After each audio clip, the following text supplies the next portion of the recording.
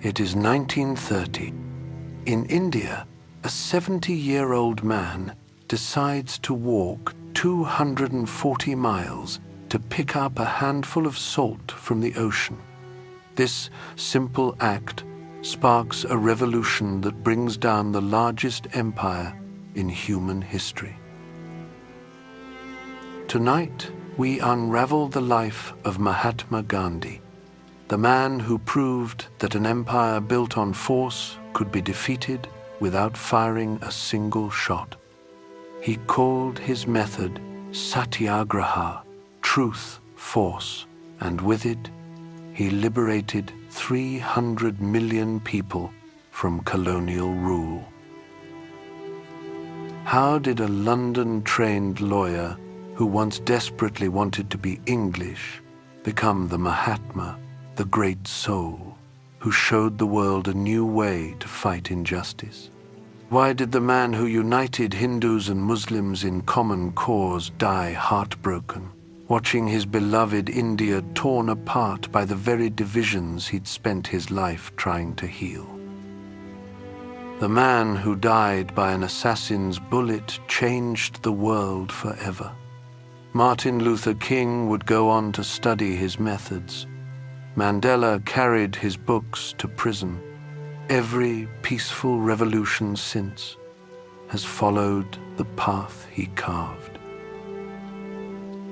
In tonight's episode, we'll trace how a shy boy from Gujarat became the conscience of humanity.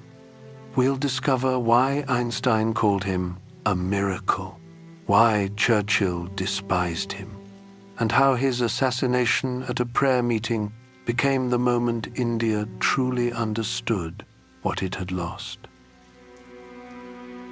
Before we begin, please take a moment to like and subscribe. It really helps others discover these explorations of history. And let us know in the comments which topics you'd like us to explore next. Now, settle in as we begin to explore the life of the lawyer who became a liberator and the man who freed a nation only to watch it fracture along the very lines he'd spent his life trying to erase. This is the bedtime biography of Mahatma Gandhi.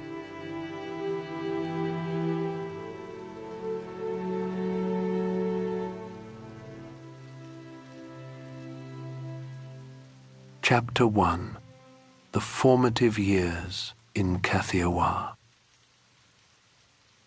Mohandas Gandhi arrived in the world on October 2nd, 1869, in the coastal town of Porbandar. The town sat quiet on the Arabian Sea, its white limestone houses catching the morning light. His family belonged to the Bania caste, traders by tradition, though the Gandhis had taken a different path. For 3 generations they'd served as Diwans, chief ministers to the small princely states that dotted Kathiawar. His grandfather, Uttam Chand Gandhi, had been Diwan of Porbandar. When the Queen Regent turned against him and sent soldiers to his house, he fled to another state. Years later, when asked to serve its ruler, he offered his salute with his left hand. The right hand, he said, still belonged to Porbandar. Such gestures mattered in those small kingdoms, where honor counted more than wealth. Mohandas's father, Karamchand, served as Diwan too. A short, stocky man who'd never learned to read beyond the basics, he possessed something rarer than book learning. He understood people, understood how to navigate the dangerous waters between British power and princely pride. The year of Mohandas's birth brought particular tensions. The local ruler, Rana Vikmatji, had ordered the murder of a slave and an Arab soldier. The British responded by stripping him of his gun salute, a humiliation that rippled through the court and into the Gandhi household. The house itself ran on two forces, prayer and vegetables.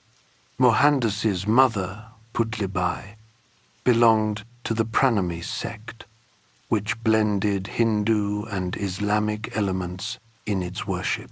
She wouldn't touch food without her daily prayers. She kept the hardest vows without complaint. During the 4-month rainy season of Chaturmas, she'd vow to eat only if she saw the Sunday. Her children would run outside, searching the cloudy skies. No sun today, they'd report. She'd smile and go without. The family ate no meat, no eggs. This wasn't unusual for Banyas, but Putlibai took it further. She'd fast for days, sometimes weeks. Young Mohandas watched her, this small woman who could deny herself anything and make it look easy. As a child, Mohandas was restless. His sister remembered him twisting dogs' ears for amusement. School in nearby Rajkot proved unremarkable. He missed classes, scraped through examinations. His matriculation results showed 40%, ranking 404th in the province, numbers that suggested nothing of what was to come. Adolescence brought rebellion through an unlikely friendship. Sheikh Mehtab stood taller, stronger, everything Mohandas wasn't. Mehtab had a theory about British power, which he shared through a popular verse. The mighty Englishman rules the Indian small, because being a meat-eater, he is 5 cubits tall. The logic seemed sound to a boy who barely reached his friend's shoulder. So Mohandas ate meat in secret. Goat curry cooked by Mehtab, consumed with the doors locked and curtains drawn. Each bite brought guilt. He imagined his mother discovering his betrayal, saw her face crumble. The experiment lasted a year before guilt won. Mehtab led him to other experiments too. A brothel in a narrow alley. The young Gandhi stood frozen in what he'd later call a den of vice. The woman working there had no patience for his terror. She threw him out. The shame would follow him for decades. At 13, he married Kasturba. Child marriage was common, but that didn't make it easier for either child. He loved her with the desperate intensity of adolescence, a love both passionate and possessive. He wanted to control where she went, whom she saw. She resisted with quiet determination. They fought. They reconciled. They were children playing at being adults. Then came the night that would haunt him forever. His father, Karamchand, lay dying. Mohandas had been massaging his father's legs, a son's duty, but desire pulled him away. He went to his pregnant wife's room.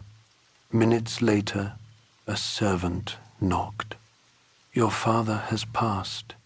If animal passion had not blinded me," Gandhi would write decades later, "I should have been spared the torture of separation from my father during his last moments."